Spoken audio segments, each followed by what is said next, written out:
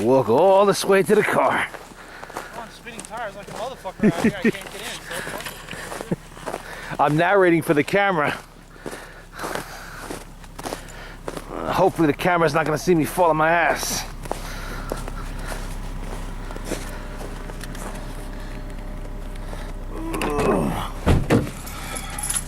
Whoa.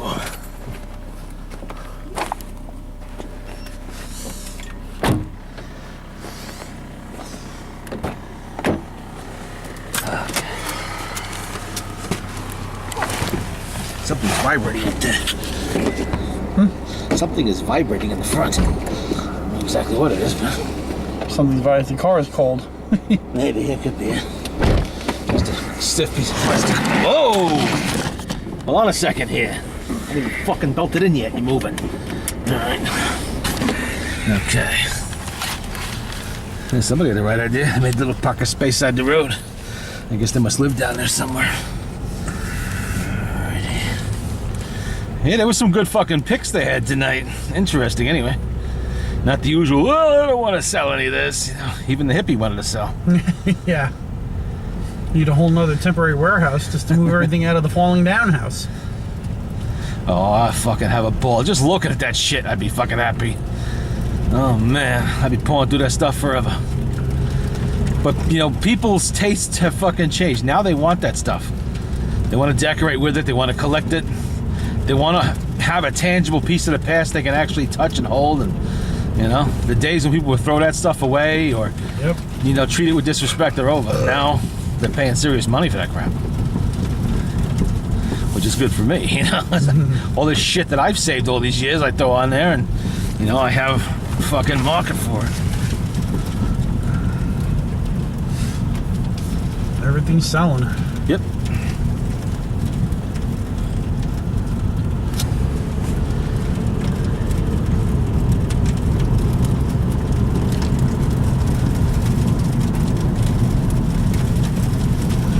Yeah, find out how much this guy has. I mean, if we're talking like 10 guns, no. No. You know, but if we're talking like he has like 200 or something like that. Yes. Yeah. I know someone, a good friend of mine, he works for the owner of Southern Ohio Guns. They're a big firearms retailer out in Ohio.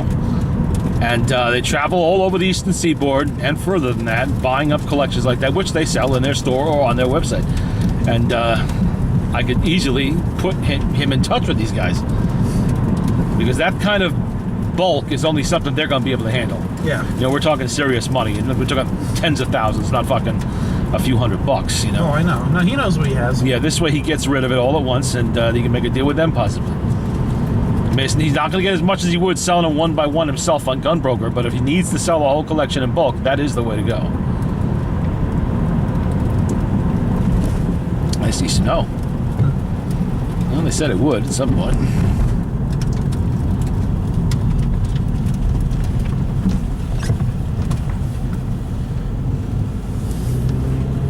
He's got a 1925 Model T truck. That's not rare. They're rare. One thing is, Model Ts are cool, but they're not really that rare because when you make 17 million or something, 15 million or something, a lot of them are going to survive. You know, there's going to be a good survivability rate out there because the Model T was actually collectible as early as the early 1940s. He's got a matching numbers 1964 Chevelle. Oh, that's always popular. 396, yep. All matching numbers. Red interior, black outside. He's got some other 60s car, and I can't remember what. Well, that he could send to Barrett Jackson, and they'd auction it, you know. If he was looking to sell something like that, you know. But if he sells all this shit, then what's he gonna be left to do with his life, you know? Just buy more shit? No, he's not in the greatest of health. That's why he wants to sell I everything. see. Okay. I thought you might want to go down there and just take a peek at it. That's what I. Well, the thing of it is, I know probably the same stuff I have. I can take a peek by looking at my own closets and safes and vaults and, you know, that kind of thing. I would not want to travel all that way really just to waste a man's time because I don't have the money to even come close to being, you know, worth his time for that. That he needs a major seller or an auction house for it. A major retailer who can just buy that stuff up, you know. Because, you know, I've been doing the same thing he's been doing at pretty much the same times. We've been collecting the same stuff, you know, that's out there. Garands and Springfields and trapdoors and You got a lot Yeah. of them. Oh, yeah. Model 98s, Model 93s. oh, I got all of that. Yeah, a lot of them, multiples, you name it. You know, I've been doing this 40 years. I've been collecting. Started when I was a little kid. He's been doing it since 1948. Yep. I know exactly the kind of stuff he's got. His interest was antique rifles and military rifles. That was his interest. Oh yeah. It's a shame he doesn't have anybody to pass them on to. Mm. You know, not everybody's kids are worth the fuck, I guess. Well, he's not too happy with the kid, and the daughter not too happy with her either. Well, how old are his kids? Our age. Oh. No grandchildren? Well, one kid has no kids. He never got married, never had kids. And then the daughter has, I think, one or two kids. And I would shit either? No. No, too bad.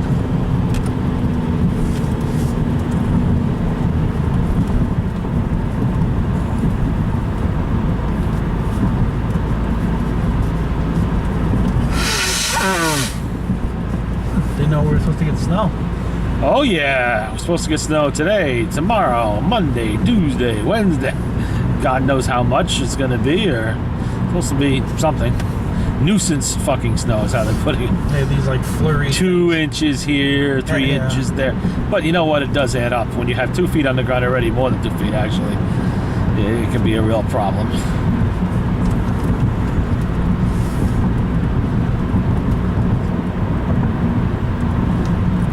Now, I needed some fucking ammo, and I called a guy I do business with antique ammo, business with down in Louisiana, and he said he has it, and he said $40, or we can do a deal for some lead. And I said, well, I'd love to do that, but at the moment, my lead supply is inside a trailer that is blocked with a 15-foot high pile of snow. You know, so really, you cannot dig it out just now. Maybe in the springtime we could do a deal for lead, but now I think it's going to have to be for cash. Unfortunately, I did not anticipate anybody needing lead. You still got that bucket of lead I gave you? Bucket of lead you gave me? Yes, I've actually shot some of that. Oh, did you? Yeah, but I've actually bought quite a bit of lead in the last few months, just from customers. I even had a guy give me a huge, must have been like a 20-pound bag of friggin' lead. He found it in a garage. House he was cleaning out. So I got quite a bit of lead, but I put it all away. I said, well, I don't need to keep this out, you know. So I would definitely trade some of that for some ammo. I don't care, but can't do that now. So yeah, nothing I can do. I mean, I did not anticipate I needed to get in there anytime soon, so I had to put the snow somewhere.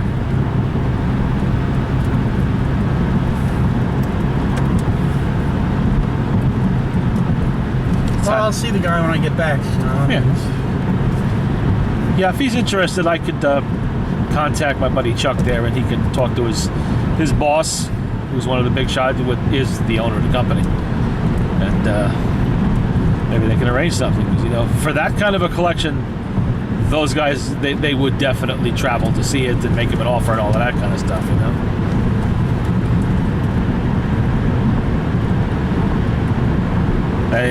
They're not the only name I'm thinking of. There's a couple of others too. Some of which I'm sure he would be familiar with.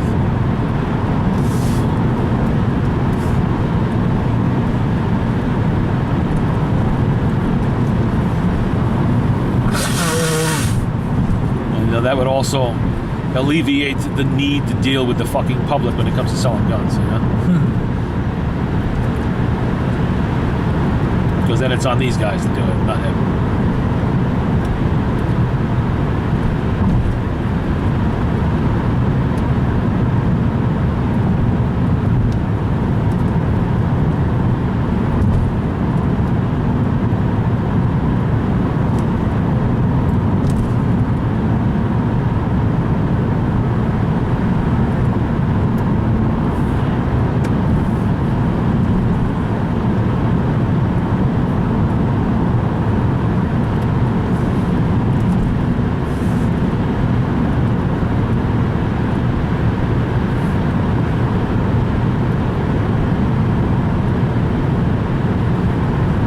I'm going to see about getting that dive helmet.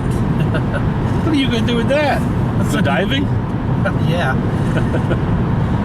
In the Tilly Foster mine, you can dive in there.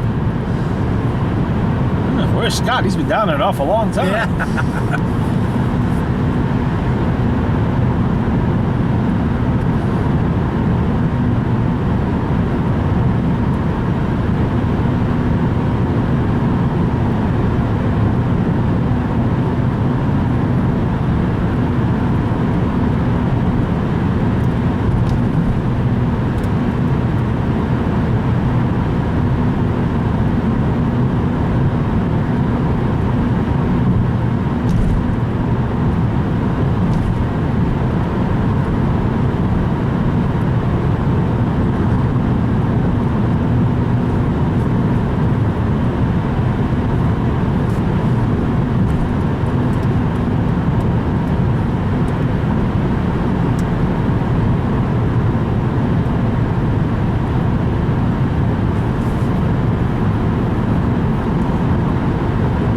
Bad they couldn't make a deal on that 36 Ford. Man, that's a nice car. How long would it take for you to get it running? A couple hours maybe. Now, initially, just to get it to run, that would probably take me about 45 minutes to an hour. Drain the gas tank? No, I just hook it up to a gas bottle, clean the green shit off the points, spin the motor over a few times with a fresh battery, dump some gas down the carburetor, and should pop right off. They were very, very simple, low compression engines.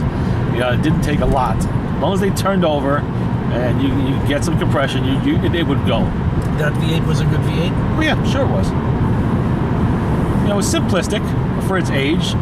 Probably about maybe 80 horsepower, you know. But still, you know, that was advanced, considering that just a couple years before, all they had was 4-bangers. So he went right from 4 to an 8. But to do it properly, you want to drop the oil pan, clean the shit out of it, the goop that's going to be in there, and do all that shit. Then you want to get the gas tank going, you know, clean that out, or replace it. You might have to pull it from the car, send it out, have it done, put it back in. New fuel line, maybe not. And that 36, I think that still has mechanical brakes. So obviously there's no issues there. Unless the pads have separated, or shoes rather have separated, or something like that. It'll still be all right. What would the oil pan in that look like if you took it off? Depending on how clean he was keeping it, you know, it could have up to an inch or two of sludge in there. Literally, it looked like chocolate icing. But not smell or look, taste as good as chocolate ice cream. No, nasty shit. That non-detergent oil, boy, that thing would just... Bleh.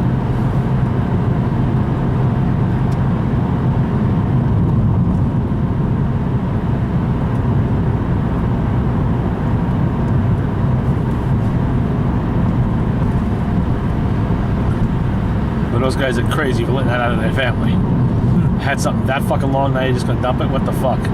There's nobody in the family that would take it? Well, the one brother, Butch, he's like 70. Yeah, but imagine both of these, one or two of these guys must have kids. You know, maybe there's a couple of cousins someplace. Who the hell knows? Somebody.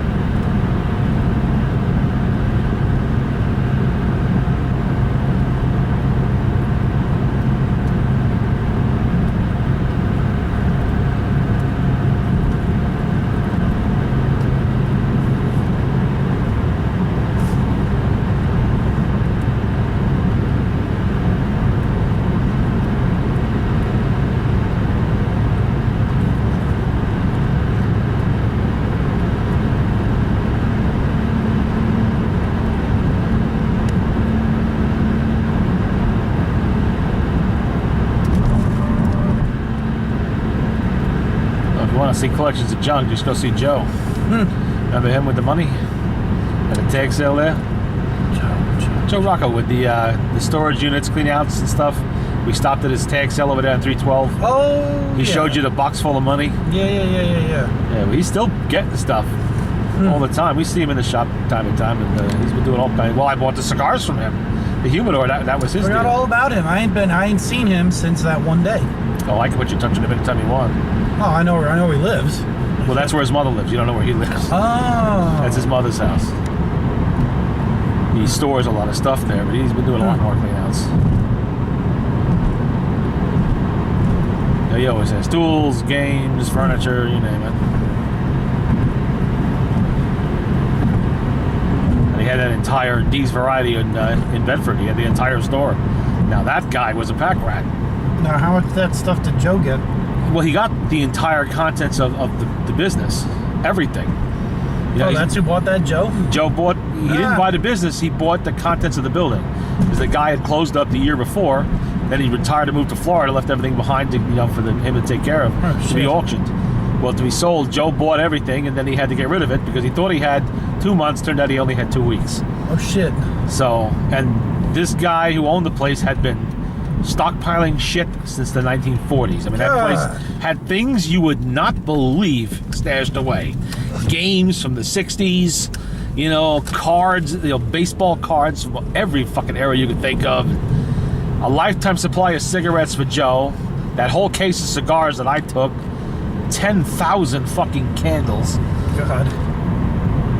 All kinds of shit. Just enormous. Garbage Pail Kid cards, remember those? Yeah. Huge amount of that stuff. Yeah, the Cabbage Patch and the knockoff boxes and boxes full of that shit. That's all collectible. But he lost some money on it or didn't get as much money as he would have, because he had to get rid of it quickly. How much of it did he not get rid of? No, he got rid of everything, but he had to do it by auction. He contacted the auction company. They came in, listed it for auction in big giant. Instead of doing it individually one at a time on eBay or something, which he wanted to do, he had to do it in large lots, and just move it all quickly.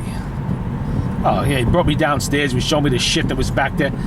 Everything from fucking sex toys, to old typewriters, just stashed in room after room of this shit. I'm like, holy Christ. Yeah, it was a funny, I guess, he popped a fuse. So he goes downstairs into the basement rooms, a little war in the basement rooms down there, into a closet where the breaker panel was, and he's fucking around with the breakers. All of a sudden, he got hit in the fucking head with something, almost knocked him out. He didn't know what the fuck happened. He gets out of there, he looks, and there's this giant fucking dildo was up on the goddamn shelf. It rolled off, hit him in the fucking head. God. And he showed me this thing, waving at him, get that fucking thing away from me, what the hell? I said, yeah, that's a good one. Man killed by falling dildo, yeah. Oh man, it's a petrified piece of rubber pipe, been there 50 years or whatever the fuck. Yeah.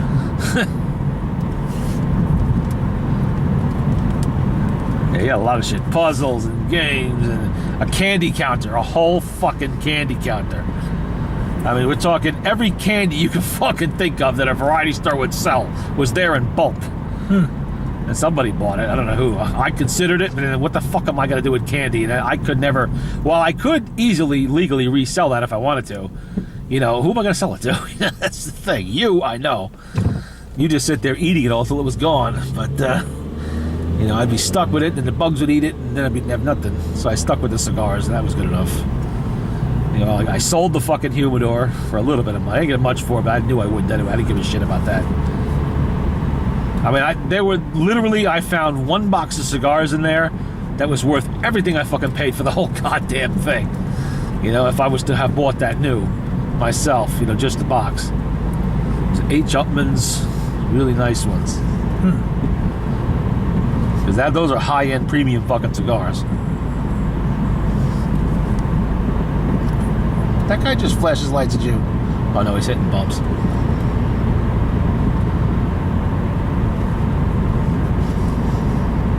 I know I gave a lot to Kenny too. He's smoking up a bunch of them.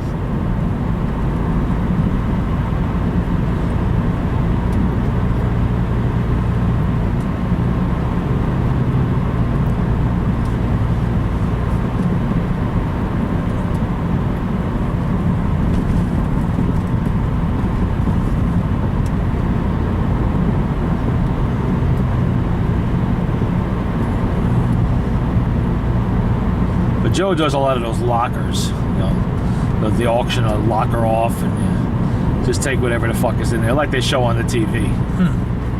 And he does find a lot of nice shit, tools especially. I totally forgot about him. Yeah. Well, if there's anything specific you're looking for, he's a good guy to know for that, because you never know what he might have. Oh, I met another you today. Oh, yeah? Yeah, the tool collector.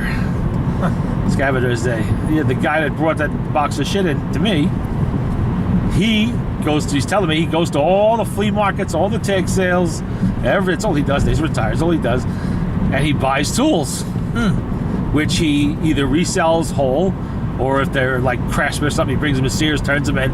I say, I know someone does that. I know who your competition is. Give me his number. Do you have his number? I can get it easily enough. Yeah, give me his number. I want his number and Joe's number. See, yes, I know someone does that.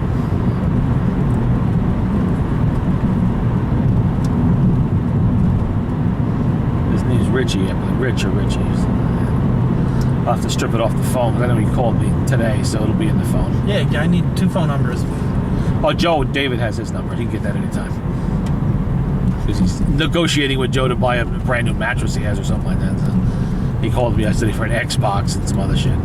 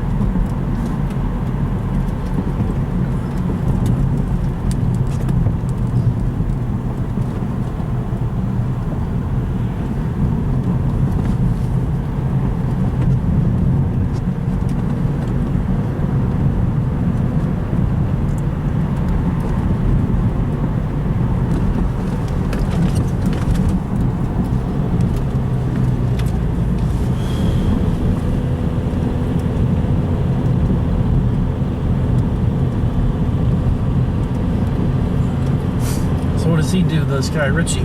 He's retired. Retired and collects tools.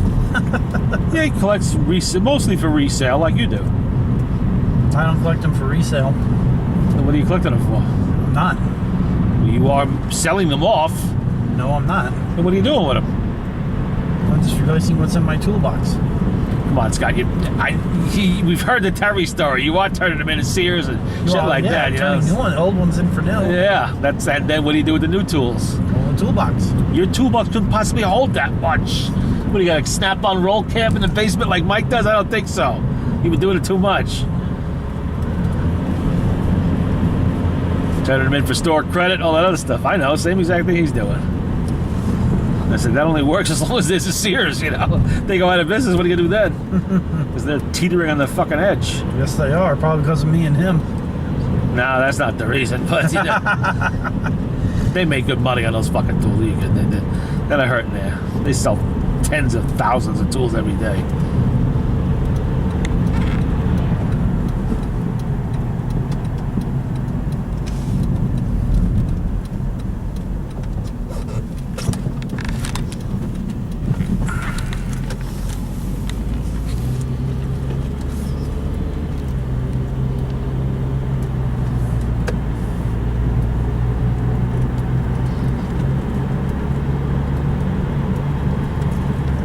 Turn them in, get new ones, and get them in my toolbox. That's it. Okay.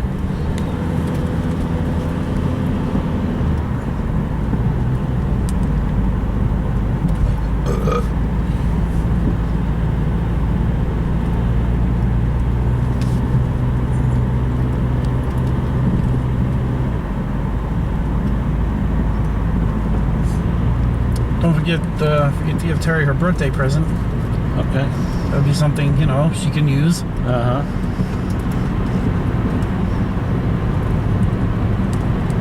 Have something functional, you know. Don't say, Oh, yeah. I got you nothing, you know. Not that she'll pay attention to it.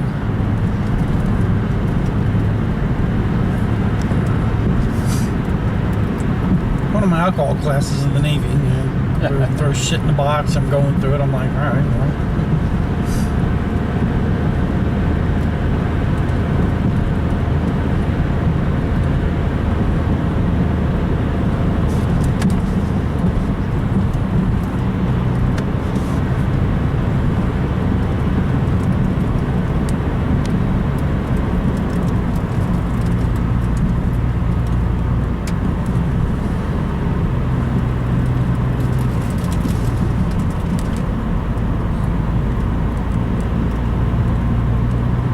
Yeah, but she said she doesn't have a drinking problem, so, you know.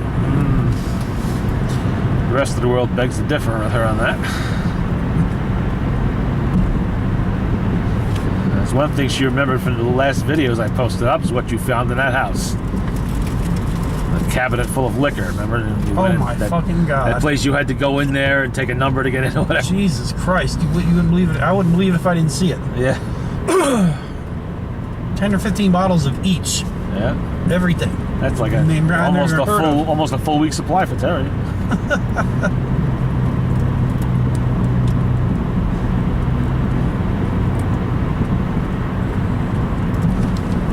I would have had to have had the Buick in my brother's truck.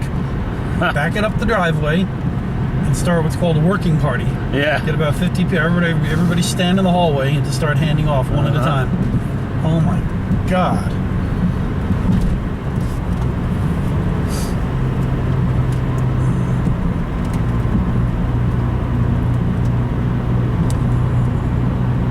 Then what the hell do you do with it? You know unless you drink it yourself, you know. I didn't buy a bottle. What the hell am I going to do with this? I got a whole liquor cabinet in my brother's house. It's been sitting there for 5, 6 years. Shit, I don't know what to do with. I got bottles all over the fucking place.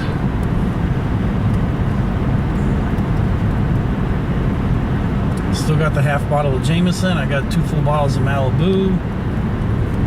Got an unopened Drambuie. Got all kind of shit up there. I'd be willing to trade for it. I don't want it. I did trade a lot of mine many years ago. Back in the early 90s, I had a bunch of it stored up. People giving me bottles all the time at Christmas and whatever. I traded it for guns. Which is now worth a hell of a lot more than that booze ever was. I don't know how much is in the old camper. I got a lot out there. At least, well, I moved that in 2010, so there's about 15 years worth of Christmas booze in there. And I got four years worth in the new place.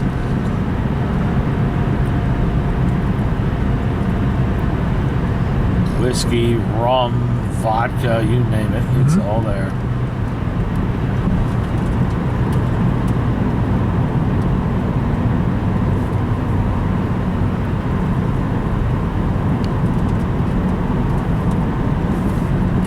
As far as I know, it doesn't go bad. Nope. 80% of what I got's unopened. Yeah.